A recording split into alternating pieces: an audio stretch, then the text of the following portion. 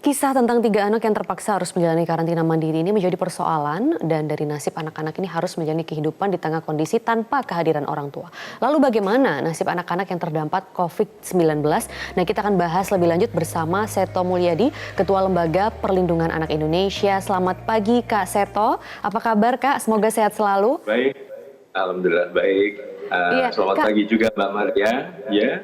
Iya, terima kasih Kak Seto. Nah, ini kasus yang terjadi di Jakarta Pusat menjadi gambaran bahwa bagaimana kondisi anak yang terdampak karena COVID-19. Sebelumnya juga pernah ada kasus di Bandung yang ketiga anak juga harus ikut ke rumah sakit karena kalau itu tidak diterima oleh warga di sekitar rumah mereka. Nah, sebenarnya bagaimana Anda melihat anak-anak yang menjadi korban COVID-19 ini, Kak? Iya, pertama tentu kami memberikan apresiasi yang sangat tinggi terhadap warga di lingkungan Kelurahan Sawah Besar ini, Jakarta Pusat, bahwa ada kepedulian, ada kebersamaan, ada kegotong royongan. Kita melihat bahwa ternyata keluarga terdekat adalah justru tetangga kiri dan kanan, adalah juru warga di RT dan RW. Karena namanya rukun tetangga, harus rukun warga. Jadi ini suatu yang perlu diapresiasi dan bisa menjadi contoh keteladanan di tempat-tempat lain, Mbak Maria. Bahwa dalam menghadapi berbagai masalah, apalagi wabah virus corona yang sangat serius ini, di mana 3 anak sudah tanpa orang tua, ayah meninggal, kemudian ibu dirawat. Nah, ini kalau sampai tetangga tidak peduli, tidak rukun, tidak mempunyai suatu kepedulian sosial, mungkin akan dijauhi. Tapi ini justru ikut dirawat. Jadi apresiasi sekali, Mbak Maria.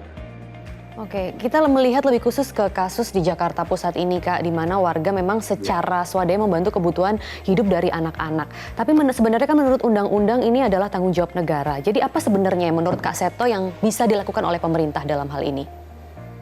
Iya, memang dalam keadaan serba kesulitan, terutama juga masalah ekonomi. Mohon dengan sangat pemerintah juga segera menurunkan berbagai upaya-upaya bantuan, khususnya juga bantuan ekonomi seperti kasus-kasus yang dihadapi oleh 3 anak ini. Jadi warga memang sangat diapresiasi ya, saling membantu, menolong, mungkin juga membiayai dan sebagainya. Tetapi kan tidak semuanya dalam keadaan seperti itu, Mbak Maria. Jadi mungkin pemerintah sudah saatnya juga turun tangan, atau mungkin juga sudah tapi kurang diinformasikan, sehingga masyarakat juga mempunyai suatu channel khusus untuk bisa mendapatkan bantuan kalau memang memerlukan bantuan ini, apalagi untuk kepentingan terbaik bagi anak-anak. Gitu. Langkah konkret apa menurut Kak Seto yang bisa dilakukan oleh pemerintah kalau begitu, Kak, untuk menanggulangi anak-anak yang terdampak COVID-19? Ya, tentu berbagai tadi perhatian dari lembaga-lembaga yang ada. Jadi RT RW juga mempunyai jalur khusus ke dinas sosial misalnya di wilayah pemerintah daerah masing-masing. Dengan demikian maka berbagai bantuan yang memang sudah digelontorkan oleh pemerintah, mungkin sudah dianggarkan untuk ini betul-betul sampai sasaran. Karena sekali lagi ini juga harus ada informasi dari masyarakat sendiri. Jadi jalur komunikasi antara masyarakat melalui lembaga tadi RT dan RW, melalui kelurahan, kecamatan dan seterusnya itu bisa sampai dan bantuan juga bisa cepat datang. Kalau dari LPAI sendiri, Kak, apa mungkin yang sudah dilakukan khususnya bagi anak-anak yang memang terdampak dari COVID-19? Karena kan mereka sekolahnya juga sangat terdampak. Kemudian juga apabila orang tuanya terkena COVID-19 seperti kasus yang ada di Jakarta Pusat ini. Bagaimana, Kak? Apakah sudah ada laporan sejauh ini? Iya, memang di beberapa tempat sudah. Nah, kami memang beberapa cara-cara adalah misalnya memberikan suatu bimbingan bagaimana menciptakan suatu keluarga yang lebih harmonis, yang lebih kreatif, yang lebih kompak dan sebagainya. Bagaimana menciptakan keluarga yang lebih ramah anak. Jadi semacam panduan kemampuan menjadi orang tua yang efektif itu juga kami coba sebarkan melalui media sosial, baik secara tertulis maupun mungkin juga panduan dalam bentuk video dan sebagainya. Dan kami juga koordinasi dengan lembaga perlindungan anak yang ada di daerah. Kami ujung tombaknya adalah LPA yang ada di provinsi maupun di kabupaten dan kota. Begitu, Pak Maria. Baik, tapi kalau untuk pendampingan psikologis yang dirasa ini paling terdampak sepertinya dari anak-anak, itu apa Kak yang bisa diberikan? Ya, tentu sikap yang lebih ramah anak, yang lebih memahami. Jadi para orang tua maupun orang dewasa sekitar anak mohon betul-betul dapat mengendalikan dirinya. Jadi tidak terjebak dalam situasi yang stres, uring-uringan, jadi marah, membuat anak akan ibaratnya sudah jatuh tertimpa tangga. Mereka sudah sangat menderita, mungkin kehilangan orang tua. Tetapi kalau lingkungan orang dewasa di sekitarnya tidak peduli, tidak menciptakan suasana yang ramah anak, tidak memberikan bukan hanya pendekatan secara fisik, tapi juga secara psikologis, maka itu juga diharapkan anak-anak juga akan lebih semangat dan bisa mampu menghadapi berbagai permasalahannya. Lebih lanjut khususnya bagi anak-anak yang terdampak langsung seperti di kasus Jakarta Pusat ini, orang tuanya tidak ada begitu, atau juga yang di Bandung orang tuanya ketiga-tiganya nenek, ayah dan ibu harus dirawat di rumah sakit sementara mereka tidak diterima begitu di lingkungannya. Nah, bagaimana supaya anak-anak tersebut tidak stres dan tidak trauma nantinya, Kak? Iya, tentu diharapkan tadi disadarkan kepada warga. Tetapi misalnya tidak memungkinkan, maka mohon unsur pemerintah segera bisa mengambil alih. Kita juga tahu ada beberapa rumah perlindungan anak misalnya, itu bisa ditempatkan di tempat itu sementara. Kalau misalnya kadang-kadang ada penolakan warga, tetapi mungkin melalui berbagai kesempatan, mungkin melalui Metro TV dikampanyekan juga kepada para warga untuk peduli pada anak-anak di lingkungannya.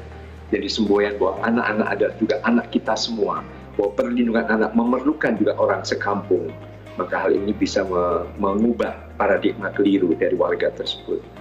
Nah, berbicara lebih lanjut mengenai masalah diskriminasi tadi, Kak, yang memang kalau kita lihat ini masih ada, masih lebih banyak begitu. Nah, bagaimana penanganannya yang baik begitu, Kak? Ya, memang tidak terlalu mudah ya untuk mengubah suatu pandangan keliru ini. Tadi ibaratnya melindungi anak perlu orang sekampung. Jadi warga perlu dibangkitkan bersama. Nah, kami beberapa tahun yang lalu sudah membentuk di berbagai kabupaten kota bahwa di setiap RT juga dibentuk adanya seksi perlindungan anak. Bisa disingkat Sparta, seksi perlindungan anak tingkat rukun tetangga.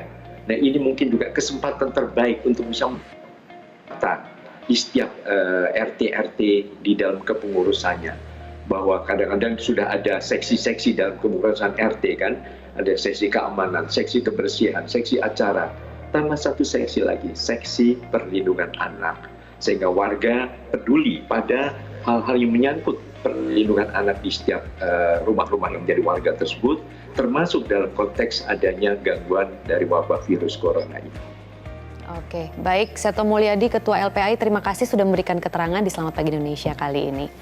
Pemirsa, pasal 34 ayat 1 Undang-Undang Dasar ini mengatur anak-anak terlantar dipelihara oleh negara.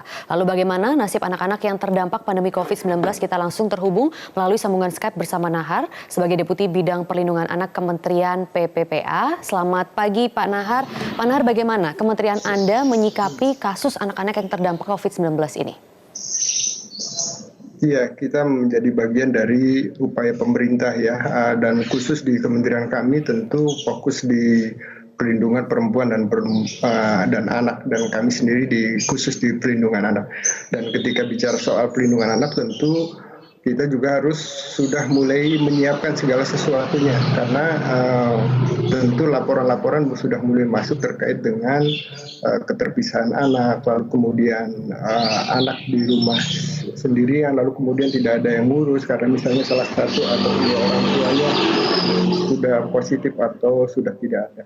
Ini catatan kita, dan tentu ini dimulai dengan memastikan bahwa kami bisa bekerja sama dengan BNPB, menyiapkan protokolnya, ikut menyiapkan protokolnya, lalu kemudian masuk sebagai bagian dari sistem relawan nasional. Tentu kita berharap bahwa perlindungan perempuan dan anak ini bisa kita siapkan dengan sebaik-baiknya. Atau apa yang sudah dilakukan nantinya dari kementerian ini, Pak? Iya, ada dua protokol kunci ya. Yang pertama adalah protokol umum. Tentu kita menginduk pada protokol yang sedang disiapkan oleh tim gugus tugas yang dikomandani Kepala BNPB. Tentu ada sekian protokol, dan kita berharap kita bisa mainstreamingkan isu perlindungan anak masuk dalam setiap protokol itu. Jadi protokol umum, lalu kemudian protokol yang sifatnya tematik. Nah, dari beberapa kasus yang terlaporkan ke kami, tentu ini sudah mulai banyak pilihannya ya. Yang pertama terkait dengan ada anak yang ditelantarkan, ada anak yang di rumah karena orang tuanya tidak di rumah lagi. Lalu kemudian ada anak yang ikut orang tuanya karena orang tuanya dirawat di rumah sakit, anaknya di rumah nggak ada yang ngurus, lalu kemudian terpaksa ikut ke rumah sakit.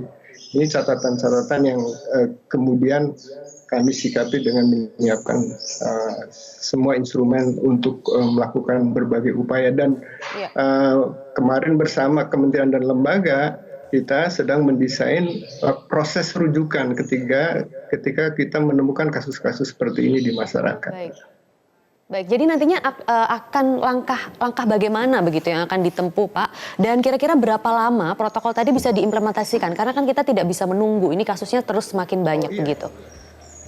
Iya, jadi ini sambil berjalan paralel gitu. Jadi artinya bahwa tim yang sudah bekerja di lapangan itu salah satu contoh misalnya ketika kita menyikapi temuan yang ada di sawah besar, RT RW sudah bergerak, kelurahan sudah bergerak, lalu kemudian dari sisi perlindungan anak kami juga memastikan terhubung dengan Dinas Pemberdayaan Perempuan dan Perlindungan Anak di DKI, lalu kemudian Dinas Sosial ketika misalnya nanti ketika tidak punya siapa-siapa, kita bisa saja menawarkan untuk tinggal di satu tempat yang selama ini biasa digunakan untuk tempat-tempat penitipan anak gitu. Iya.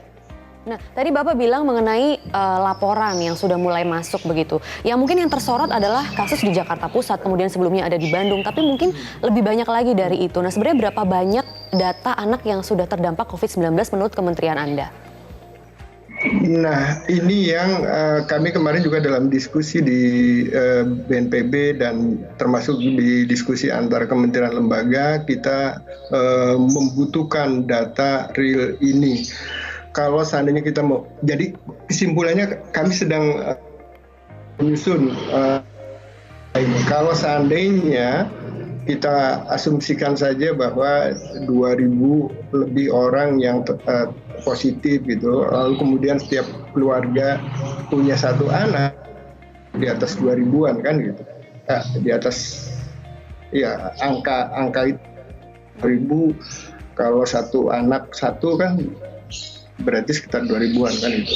Nah, jadi ini yang diwaspadai karena tentu Indonesia berusia 9 juta 5, jadi ini juga harus menyiapkan segala sesuatu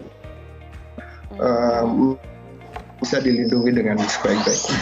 Baik, jadi ini masih digodok ya Pak, belum ada langkah yang jelas mengenai hal ini begitu? Kalau kita menggunakan dua mekanisme kerja. Mekanisme penanganan COVID-19 tentu kita menginduk kepada gugus tugas ya. Tetapi mekanisme penanganan anak secara umum tentu kita tidak mengenal segala situasi ya. Situasi apapun itu harus dilakukan. Salah satu contoh misalnya ketika kami mendapatkan laporan, lalu kemudian melakukan koordinasi dengan titik di mana anak ini dilaporkan. Lalu kemudian petugas-petugas terdekat itu juga melakukan penjangkauan. Lalu kemudian bekerja sama dengan OPD terkait, lalu kemudian dengan menggunakan tim-tim yang bisa melakukan peninjauan ke titik-titik itu, biasanya kita mendapatkan laporan dari petugas-petugas terdekat di wilayah anak yang dilaporkan. Baik, Pak Nahar, jadi nantinya warga ketika ada kasus seperti ini harus melaporkan kemana bagi yang belum tahu, Pak? Jadi gini, contoh kasus sawah besar, ada Pak RT, ada Pak RW, ada Bu Lurah, laporkan ke petugas terdekat. Lalu kemudian itu kan secara berjenjang dia akan melaporkan juga ke tim yang ada di wilayahnya. Lalu kemudian itu akan terlaporkan ke jenjang berikutnya. Tapi yang paling sederhana, masing-masing kementerian, masing-masing kita punya jaringan di wilayah-wilayahnya. Salah satu contoh misalnya kementerian kami itu di lingkup desa dan kelurahan itu ada petugas, ada aktivis pelindungan anak terpadu berbasis masyarakat. Jadi petugas-petugas inilah yang dia hidup dengan lingkungan terdekat di desa-desa, lalu kemudian dia bisa mengenali satu sama lain dari situ, lalu kemudian ketika ditemukan ada informasi seperti itu, maka mereka akan segera melaporkan. Baik, lalu bagaimana jika ada pengabaian dan juga diskriminasi seperti kasus yang ada di Bandung, Pak? Hasil koordinasi kami dengan pemerintah Kabupaten Bandung Barat, misalnya di Rumah Sakit Cililin itu infonya bahwa dibawa ke rumah sakit itu karena di rumah tidak ada yang pengurus gitu. Jadi lalu kemudian diisolasi di rumah sakit. Tetapi poinnya adalah ketika seandainya ada praktek pengabaian, pembiaran dan segala macam, maka sesungguhnya ada Undang-Undang Perlindungan Anak. Saya kalau nggak salah ingat pasal 78, ketika membiarkan anak dalam situasi darurat ini, maka ya bisa jadi persoalan hukum ketika ada pembiaran seperti itu. Baik. Dan tentunya itu juga tanggung jawab besar bagi negara ya, Pak Nahar. Terima kasih Deputi Bidang Perlindungan Anak Kementerian PPPA sudah memberikan keterangannya di Selamat Pagi Indonesia kali ini.